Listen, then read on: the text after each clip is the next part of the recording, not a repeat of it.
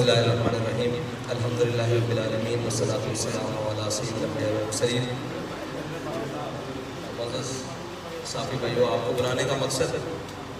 آج ضروری کچھ گزارشات تھیں جو ملک و قوم کے حوالے سے تھی،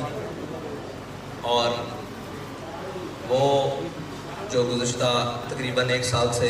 ہمارے اوپر حکمران مسلط ہیں، جن کو رجیم چینج کے نام پر پاکستان کے اندر لانچ کیا گیا، اور جو اس وعدے کے اوپر آئے تھے پاکستان کے اندر کہ ہم اپنے کپڑے بیچ کر قوم کو سہولتیں فراہم کریں گے، انہوں نے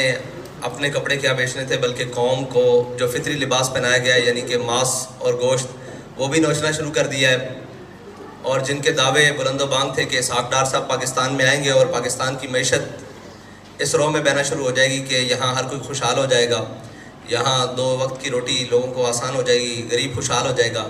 لیکن غریب کی بدحالی اور زبوحالی اس نہج تک جا پہنچی ہے کہ وہ جماعت جو ایک دینی عقائد اور دینی اقدار کے حوالے سے اپنا موقف رکھتی ہے، اس کے ذمہ داران نے بھی جب قوم کا حال دیکھا اور اس نہج پر دیکھا تو انہوں نے بھی یہ فیصلہ کیا کہ ہم اپنی قوم کے ساتھ کھڑے ہوں، نہیں تو یہ قوم جس میں بہت سارا دم خم تھا اس کو بھوک سے مار دیا جائے گا، اور اگرچہ وہ جمہوریت کے نام پر مار دیا جائے اور اگرچہ وہ مفاہمت کے نام پر، لیکن ساری چیزیں قوم کو بالآخر بھوک فراہم کر رہی ہیں۔ اور اس وقت جتنے بھی آنکڑے لائے جائیں، یعنی کہ ملائے جائیں، آنکڑے ملائے جائیں اور جتنے بھی اشاریے اوپر نیچے کیے جائیں، بالآخر نتیجہ یہی ہے کہ قوم کو 2 وقت کی روٹی بہت مشکل ہے اور ان کا گزر اوقات بہت مشکل ہے۔ بلکہ کل جو ایک قوم کے سر پر آفت اور بلا نازل کر دی گئی ہے، جو پچھلے 2 دنوں میں منی بجٹ کے نام پر جو رہتی سہتی کسر تھی وہ بھی نکال دی گئی ہے، اور قوم جو آخری سانسیں لے رہی تھی بلکہ ان کی اب کفن بھی نوچنے والی بات ہے، اور اسحاق ڈار صاحب نے کہہ دیا ہے کہ اب جو مر گئے ہیں ان کے اوپر بھی یہ تو کفن اتارنے والی بات ہے۔ یعنی کفن چور حقیقت میں اگر کوئی آج کے دور میں دیکھے تو وہ ہمارے وزیر خزانہ صاحب ہیں، جنہوں نے اتنا عجیب بات کی ہے کہ مرے ہوئوں کو بھی سکون نہیں۔ پچھلے تو کہتے تھے کہ قبر میں سکون ہے، انہوں نے آ کر کہہ دیا کہ قبر میں بھی سکون نہیں ہے۔ اور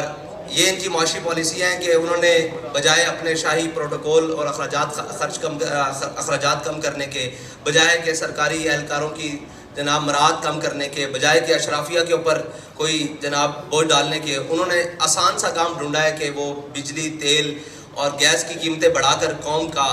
وہ بھی نچوڑ لیں جو باقی قطرے خون کے جسم میں باقی ہے۔ تو یہ بہت ساری طویل ایک داستان ہے، اس میں صرف آج کا نہیں، پاکستان کی عمر تقریباً 75 سال مکمل ہو چکی ہے، 76ویں سال میں داخل ہے، اور وہ بھی کچھ ماہ تک مکمل ہونے والی ہے۔ 75.5 سال کا پاکستان جو ہے وہ آج 23ویں مرتبہ IMF کے دروازے پر پھر کھڑا ہے، اور پاکستان کے قرضے جو پچھلے 1 سال میں 23% بڑھ چکے ہیں، اور تقریباً آج کی جنگ اخبار کی رپورٹ کے مطابق تقریباً پاکستان 50,996 ارب تک مقروض ہو چکا ہے،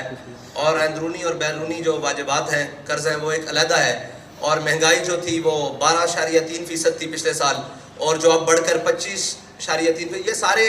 اشاریے ہیں جن کو ہم حکومت ملائے، اپوزیشن ملائے، کوئی بھی ملائے، اور دنیا کا سب سے بہترین اکانومسٹ بھی ملائے، لیکن آخر بات یہ ہے کہ پاکستان کا غریب، پاکستان کے متوسط طبقے اور سارے طبقے پاکستان کے اس وقت مہنگائی کی صورت میں الجھ چکے ہیں، اور بے یقینی کی صورتحال یہ ہے کہ آج اب پاکستان کی منڈیاں ہوں، پاکستان کے کاروبار ہوں، تجارتی مراکز ہوں، ہر کوئی پریشان ہے کہ کسی بھی چیز کو استحکام نہیں ہے۔ رات 12 بجے تک ہمیں بھی اس وقت اس لیے جاگنا پڑتا ہے، رات 1 بجے تک، نہ جانے رات 12-1 بجے کے بعد کیا اعلان ہو جائے گا۔ اور اب تو IMF کی وہ ٹیمیں جو پاکستان کے نیوکلیئر پروگرام کی نظامت اور اس کی نگرانی کے لیے پاکستان کا دورہ کر رہی ہیں، یہ ایک بہت بڑی الارمنگ ہے۔ جو 2009 میں ایک خبر شائع ہوئی تھی کہ پاکستان کو معاشی طور پر اتنا مفلوج کر دو کہ یہ اس کو اپنا ایٹمی پار ان ناہنجار ذمہ داروں، حکمرانوں پے در پے، اور جن کو 30 سال تجربہ کار اور اہل ثابت کرنے کے لیے باہر سے بھی بلایا گیا، اور قوم کے جتنے پنجابی میں ایک بات کریں چھترے بکرے تھے ان سب کو ایک جگہ پر اکٹھا کر کے کہا گیا کہ یہ قوم کو جناب بڑا ریلیف دیں گے۔ ان تجربہ کاروں نے جو قوم کی آخری جناب کڑاکے نکالے ہیں، وہ اس وقت قوم چیخنے سے رہی، اور اس حد تک شکنجہ کس دیا گیا ہے کہ اب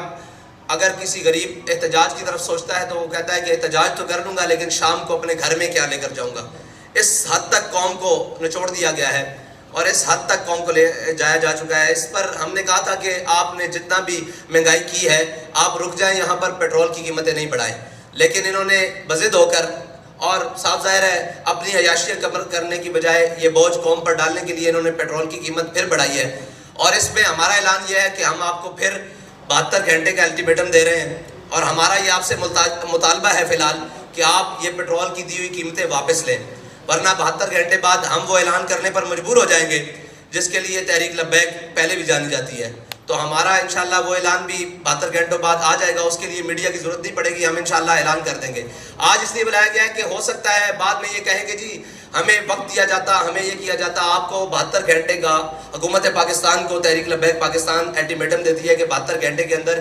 یہ قیمتیں جو تھیں وہ 14 فروری کی رات تک واپس لے کر آئی جائیں, یعنی کہ 250 روپے پیٹرول, یہ جو 22 روپے قیمت بڑھائی گئی ہے. اور عالمی منڈی میں بھی تیل کی قیمتوں میں استحکام آیا ہے, لیکن پاکستان کی ان ناجار اور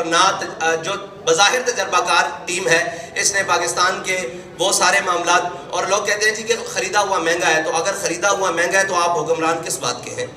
آپ کو حکومت کس بات کی دی گئی ہے اگر آپ ریلیف نہیں دے سکتے. اور اگر آپ ریلیف نہیں دے سکتے تو یہ قوم کی جان چھوڑے. اور ہم تو انتظار کرتے رہے کہ شاید کسی کو اپنے اقتدار کے علاوہ قوم کا بھی خیال آئے, لیکن کچھ جیل کی جانب چل پڑے اور کچھ جناب قوم کے کپڑے اتارنے کی جانب چل پڑے اور قوم کو نوچنے کی جانب چل پڑے. اس لیے تحریک لبیک پاکستان نے فیصلہ کیا ہے کہ وہ میدان عمل میں رہ کر قوم کے ساتھ انشاءاللہ کھڑی ہوگی.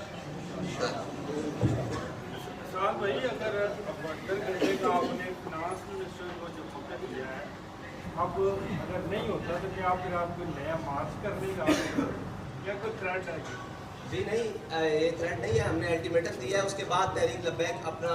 احتجاج بھی ریکارڈ کروائے گی اور اپنا جو بھی اس کا اگلا لائے عمل ہے وہ 72 گھنٹے بعد اعلان کر دیا جائے گا. اس میں یہ ہے کہ ہم اپنے کارکنان سے کہتے ہیں کہ آپ قوم کے پاس جائیں اور ان کو بتائیں کہ یہ آپ کے مفاد کے لیے تحریک لبیک پاکستان نے اتنا بڑا قدم لیا ہے اور آپ ساتھ کھڑے ہوں. اور ہر شخص کے پاس, تاجر, کسان اور ہر تنظیموں کے پاس جائیں اور ان جا کر بتائیں کہ جو بھی تحریک لبیک کی کال ہو آپ اس کے اوپر لبیک ہیں. السلام علیکم. سر سے یہ بتائیں کہ بٹوین دی لائن آپ نے ہمیں بتا دیا کہ آپ کیا کرنے جا رہے ہیں, کیا اس طرح کے موٹر ویز یا قومی شاہراہیں بند کریں گے یا کوئی اور اس طرح کا لائے عمل ہے؟ نہیں, ہم ہر وہ کام کریں گے جس سے قوم کو فائدہ حاصل ہو. سر ہم آپ کے پاس خبر لینے آئے ہیں, تھوڑا سا اشارہ تو بتائیں گے. جی آپ کو خبر دے کر جا رہے ہیں کہ 72 گھنٹے بعد آپ کو بہت بڑی خبر ملے گی. اور کوئی سوال؟ سعد بھائی, کیا آپ سمجھتے ہیں کہ موجودہ ملکی حالات میں جو اکانومی کی سچویشن ہے, ان حالات میں پیٹرول مہنگا نہیں کرنا چاہیے تھا گورنمنٹ کو؟ آپ کو نہیں لگتا ہے اس کے علاوہ گورنمنٹ کے پاس کوئی آپشن نہیں تھی, کوئی IMF سے ڈیل بھی نہیں ہو سکتی تھی؟ میں نے آپ کو قوم کے پاس, حکومت کے پاز کافی سارے آپشن موجود تھے, صرف پیٹرول, بجلی اور نام کے گیس مہنگا کرنا یہ آپشن نہیں تھا. آپشن موجود ہے کہ کم از کم پاکستانی جو حکومت ہے اس کے پاس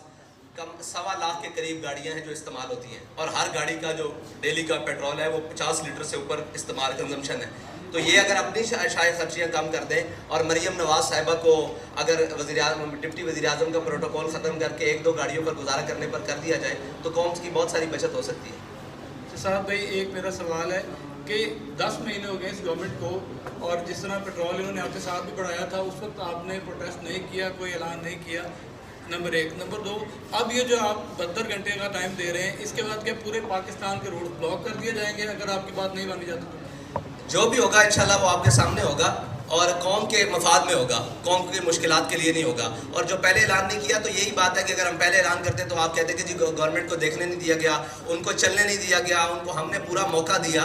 اور پوری قوم نے موقع دیا کہ شاید یہ کچھ کر سکے, لیکن انہوں نے کچھ بھی نہیں کیا. اور شاید یہ اپنے کپڑے بیچ دیں, شاید یہ اپنے اثاثے بیچ کر پاکستان کے خزانے میں جمع کروائیں, آدھے, پورے تو نہیں آتے, لیکن انہوں نے کچھ بھی نہیں کیا بلکہ مزید قوم کا نقصان کیا. تو اس لیے ہم اعلان کرنے پر مجبور ہو گئے. میں بتا چکا ہوں کہ ہم آخری حد تک دیکھتے گئے کہ پاکستانی کی حالت کیا ہے. جب ہم نے دیکھا کہ اس کے پلوں سے پانی گزر چکا ہے تو اب ہمارا میدان میں آنا پڑتا ہے. سر صاحب,